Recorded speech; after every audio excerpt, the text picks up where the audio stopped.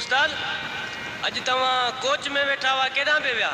हाँ खमीसा भाई वाह सही वाह। इन खां अॻिते असां घणियूं अशकनि जूं रिपोर्टूं पुॼायूं पर ही महबूब जी बि पुॼाए ॾिसूं कहिड़ो फ़ाइदो थिए थो मोती वॾु। पर हिन लाइ लिखियो आहे शाह करीम खां साईं गुलाम रसूल शाह ऐं वधीक लिखियो आहे मिस्री शाह खां वालम मल ऐं वधीक लिखियो आहे पचाण मोदी खां जावेद चौधरी।